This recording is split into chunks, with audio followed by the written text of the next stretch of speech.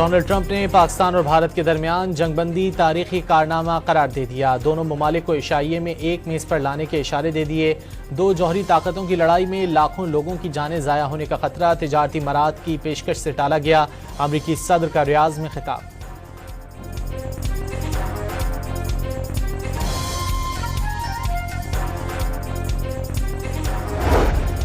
امریکی صدر ٹرمپ کا سعودی عرب پر اسرائیل سے تعلقات قائم کرنے پر زور۔ سعودی اسرائیل تعلقات جلد قائم ہونے کی امید ظاہر کر دی۔ شام پر عائد پابندیاں ہٹانے کا اعلان۔ ایران کو معاہدہ نہ کرنے پر تیل کی برآمدات روکنے کا انتباہ۔ سعودی ولی عہد کا سعودی عرب نے امریکہ سے $600 ارب کی سرمایہ کاری کا وعدہ۔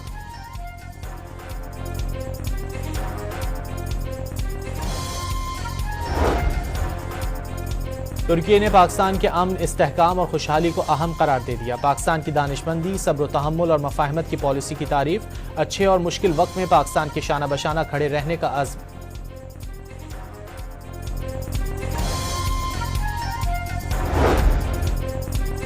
پاکستان نے بھارتی ہائی کمیشن کے ایک اور اہلکار کو ناپسندیدہ قرار دے کر ملک چھوڑنے کا حکم دے دیا۔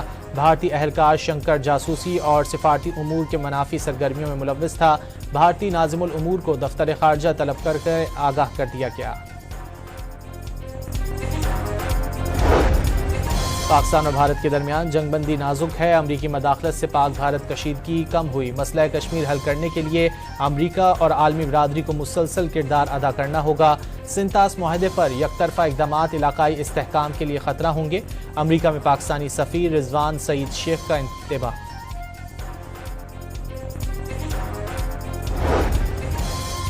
نریندر مودی کی ہندوتوا کارڈ استعمال کرنے کی کوشش ناکام ہو گئی۔ پورے بھارت میں غیر مقبول ہو چکے۔ پاکستان سے شکست کے بعد استعفیٰ دے دینا چاہیے۔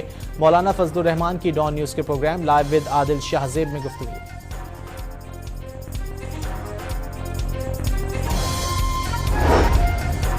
کوئی غلط فہمی میں نہ رہے، دفاع مضبوط ہاتھوں میں ہے۔ گورنر سندھ کامران ٹیسوری کا انتباہ۔ بھارتی جارحیت کا منہ توڑ جواب دینے پر پاک فوج کو خراج تحسین۔ گورنر ہاؤس میں یوم تشکر کی مناسبت سے تقریب کا اہتمام۔ شاندار آتش بازی سے آسمان رنگوں میں نہا گیا۔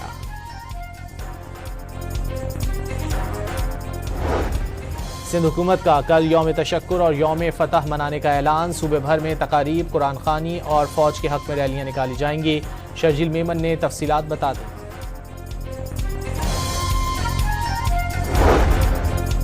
پاکستان اور IMF کے درمیان آج سے ویڈیو لنک کے ذریعے مذاکرات شروع ہوں گے۔ نئے مالی سال کے بجٹ پر مشاورت ہوگی۔ اہداف کا باہمی مشاورت سے تعین کیا جائے گا۔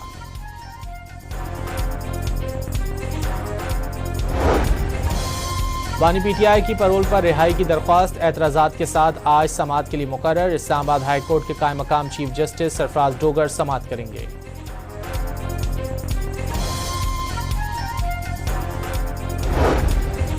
بلوچستان کے ضلع نوشکی سے ملنے والی 4 لاشوں کی شناخت ہو گئی۔ مقتولین کا تعلق پنجاب کے علاقوں پاک پتن اور رحیم یار خان سے نکلا۔ تمام افراد گیس باؤزر کے ڈرائیور اور کلینر تھے۔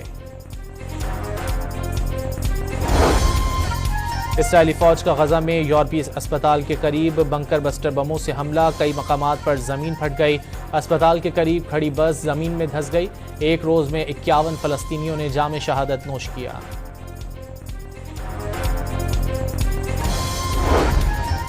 اور شفقت علی کینیڈا کے پہلے پاکستانی نژاد وزیر بن گئے۔ کینیڈا کے وزیر اعظم مارک کارنی نے شفقت علی کو ٹریجری بورڈ کا صدر مقرر کر دیا۔ ڈونلڈ ٹرمپ نے پاکستان اور بھارت کے درمیان جنگ بندی تاریخی کارنامہ قرار دے دیا۔ دونوں ممالک کو عشائیے میں ایک میز پر لانے کے اشارے دے دیے۔ دو جوہری طاقتوں کی لڑائی میں لاکھوں لوگوں کی جانیں ضائع ہونے کا خطرہ، تجارتی مراعات کی پیشکش سے ٹالا گیا۔ امریکی صدر کا ریاض میں خطاب۔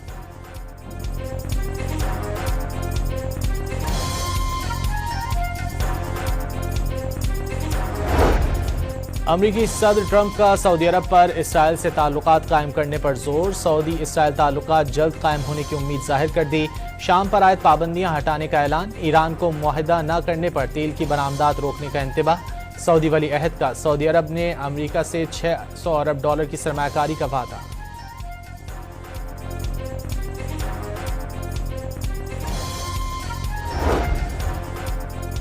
ترکی نے پاکستان کے امن، استحکام اور خوشحالی کو اہم قرار دے دیا۔ پاکستان کی دانشمندی، صبر و تحمل اور مفاہمت کی پالیسی کی تعریف۔ اچھے اور مشکل وقت میں پاکستان کے شانہ بشانہ کھڑے رہنے کا عزم۔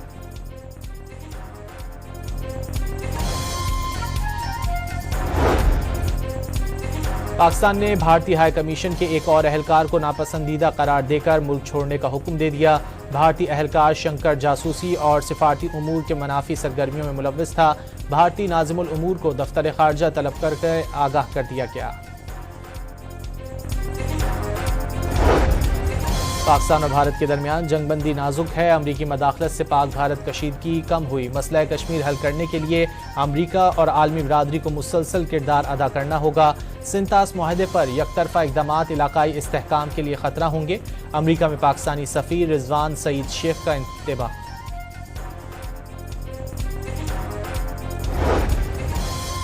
نریندر مودی کی ہندوتوا کارڈ استعمال کرنے کی کوشش ناکام ہو گئی۔ پورے بھارت میں غیر مقبول ہو چکے۔ پاکستان سے شکست کے بعد استعفیٰ دے دینا چاہیے۔ مولانا فضل الرحمان کی ڈان نیوز کے پروگرام لائیو ود عادل شاہ زیب میں گفتگو۔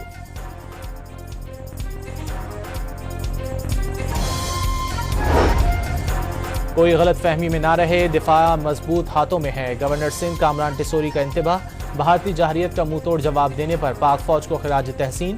گورنر ہاؤس میں یوم تشکر کی مناسبت سے تقریب کا اہتمام۔ شاندار آتش بازی